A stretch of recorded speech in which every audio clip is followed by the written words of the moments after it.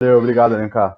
Bem, então, eu juro que não foi nada armado entre eu e o Vitor, foi apenas uma coincidência aí da vida.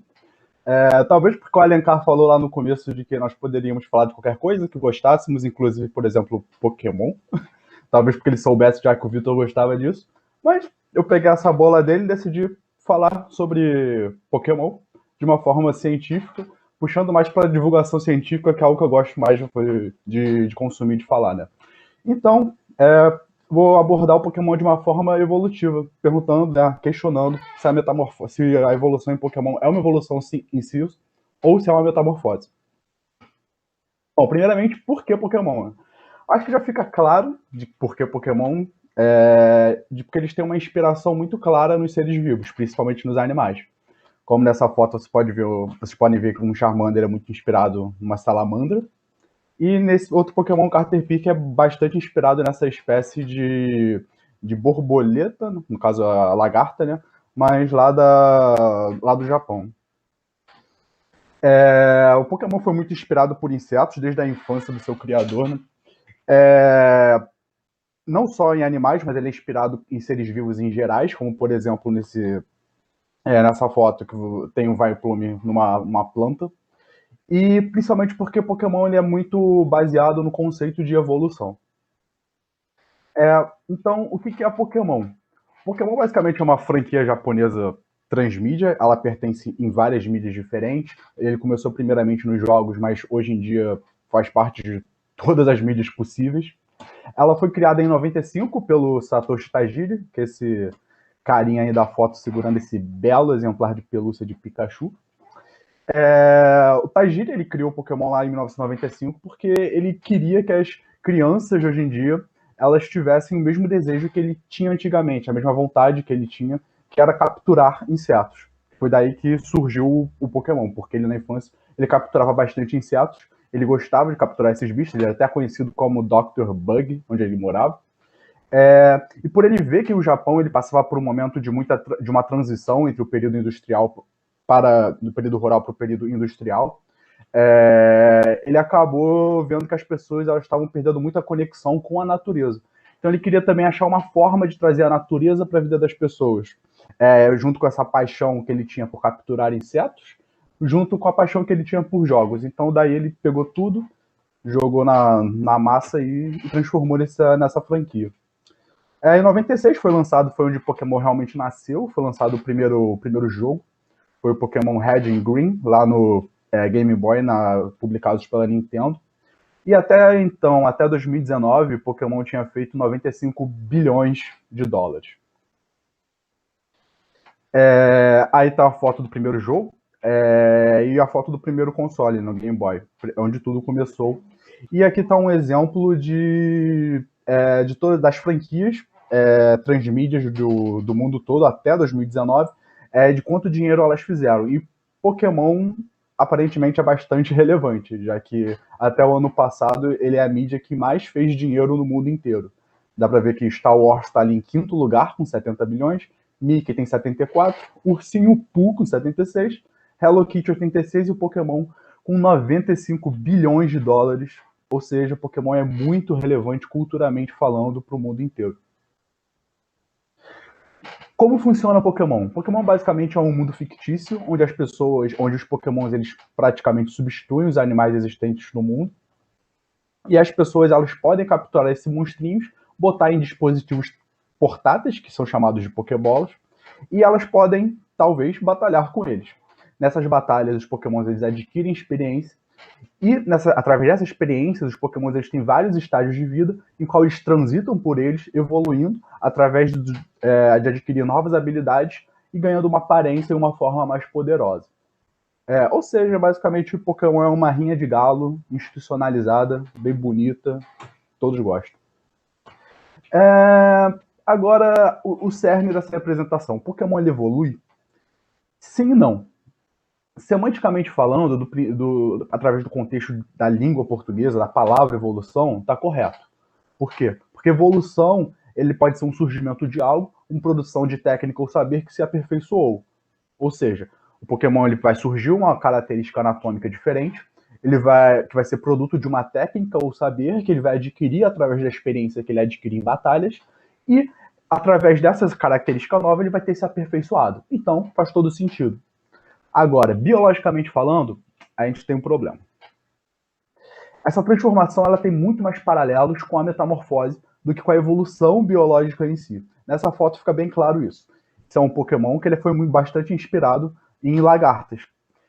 A primeira é o estágio dele, o Caterpie, o Metapod e o Butterfree, e você vê claramente que ele faz parte de cada uma das fases de uma borboleta. O Caterpie seria a fase larval, o Metapod seria a fase da pupa, e a Butterfree seria a fase adulta, né, a fase da borboleta.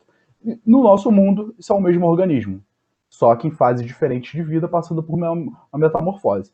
Em Pokémon, não. São Pokémons diferentes, em que o Caterpie vai evoluindo para o próximo. Mas qual é a diferença? Primeiro que metamorfose, ela é uma modificação tanto anatômica, morfológica, quanto fisiológica que um organismo tem durante toda a sua vida. Então, essa metamorfose ela não passa por nenhuma lei evolutiva, e nós lembramos muito mais eles através de insetos. Por exemplo, como eu falei agora, de larva, pulpo e adulto. Mas ela também é presente em vertebrados. Nesse caso, por exemplo, dá para ver um peixe, que ele sofre metamorfose também, em que o indivíduo A ali, ele é completamente diferente do indivíduo adulto, né, o indivíduo F. Também é muito vista em anfíbios, por exemplo, sapos, salamandras, que eles passam pelaquela fase de girino, vão amadurecendo até se transformar no adulto. E agora, a evolução biológica ela já não é assim. Ela é um mecanismo através do qual os organismos se adaptam, e através de adaptações eles vão gerar novas espécies. A evolução biológica ela funciona através de mecanismos evolutivos. Um desses, ao qual, é a seleção natural. Ela foi descrita pelo Darwin, lá pelo Wallace, em 1859, e eu consegui resumir ela aqui em 3 pontos específicos que eu acho que são mais importantes. Primeiro é a variabilidade genética, que é quando os organismos eles apresentam características diferentes em si. Então, dentro de uma população, ninguém é igual a ninguém. Cada indivíduo tem características diferentes. A pressão constante do meio, e os mais adaptados sobrevivem. Ou seja, isso é seleção natural por si só. Você tem uma pressão constante do ambiente, o ambiente vai selecionar características específicas desses organismos, que vão fazer os organismos que têm as características mais vantajosas para aquele meio sobreviver. E a hereditariedade, que é quando essas características que sobrevivem, que são adaptadas a esse meio, elas são passadas adiante para a prole desses organismos, e essas características vão gerar mais variabilidades, essas variabilidades vão sofrer mais pressão, e assim constantemente gerando essa roda evolutiva. Né? Então, o que falta em Pokémon para a gente poder falar que existe uma evolução? Primeiro que os Pokémons eles não variam entre si. Os Pokémons são praticamente todos iguais. Tirando uma exceção ou outra, Pokémons, você vê, por exemplo, nesse caso, um rebanho de uma ovelha Pokémon, eles são todos iguaizinhos. O que não acontece, como eu falei, no mundo real, que nós chamamos a variabilidade genética. Um outro exemplo aqui, por exemplo, são os tentilhões de Darwin, em que uma espécie, uma grande população de uma espécie do mesmo pássaro, ele foi se adaptando a ilhas diferentes, através de pressões específicas de cada ilha, e foi se modificando em espécies distintas através do tempo. As características diferentes elas precisam refletir o sucesso reprodutivo dos indivíduos, elas não necessariamente vão ser selecionados mais fortes. Isso é algo muito batido em Pokémon. Quando os Pokémons evoluem, eles evoluem para uma forma mais forte, uma forma mais poderosa. E não necessariamente é isso que se reflete na vida real. Nesse caso aqui eu botei um exemplo de o mesmo Pokémon, de 3 evoluções desse Pokémon. Eu não preciso nem apontar para vocês qual é a evolução final e qual é a evolução inicial. Eu acho que é bem fácil saber que, no caso, o organismo à esquerda, o menor, ele é a primeira fase dessa evolução, e o organismo de baixo ali, o maiorzão, é a última fase desse Pokémon. Ele é muito maior, ele aparenta ser muito mais forte. E não necessariamente é o que funciona, como eu acabei de falar, são os organismos mais adaptados que sobrevivem e passam essas características adiante, não necessariamente os que têm maior força física. Como, agora, um exemplo que eu botei, as aves. As aves que todos sabemos que são dinossauros, e elas sobreviveram à grande extinção do Cretáceo, e estão aqui até hoje, um ramo de dinossauros, daqueles gigantes, fortes, enormes, que um ramo muito pequeno acabou sobrevivendo porque eles eram muito mais adaptados. Só as características hereditárias elas podem ser selecionadas. Ou seja, o Pokémon ele não poderia adquirir a habilidade que ele adquiriu em vida por seu treinamento e não poderia passar essa habilidade para a sua prole. A forma para a evolução desse Pokémon ela não deveria existir na sua prole também. Por exemplo, nesse exemplo que eu botei tem um Abra, um Kadabra e um Alakazam. O Alakazam, se ele tivesse uma prole, ela não seria um outro Alakazam, ela seria um Abra. Então, quando o Pokémon ele tem um descendente, ele não passa as características que ele já adquiriu através de sua evolução adiante, que é um dos princípios que eu falei da evolução, que seria a hereditariedade. Ele volta à sua forma pré-existente, à sua forma pré-evolutiva. E isso não é uma evolução, isso seria uma metamorfose. Por quê? Porque essas transformações elas fazem parte do desenvolvimento do animal, nesse caso do Pokémon, mas não seguem nenhum princípio evolutivo. Ou seja, ele está se metamorfizando, está mudando seu corpo, mas eles fazem parte de um mesmo organismo. Essa imagem dessa girafa é para exemplificar como muitos organismos eles já nascem já completamente formados no mundo existente. Eles são apenas uma versão miniatura de um adulto. Essa girafa literalmente acabou de nascer e ela é igual à mãe dela. Ela só vai crescer e ganhar tamanho.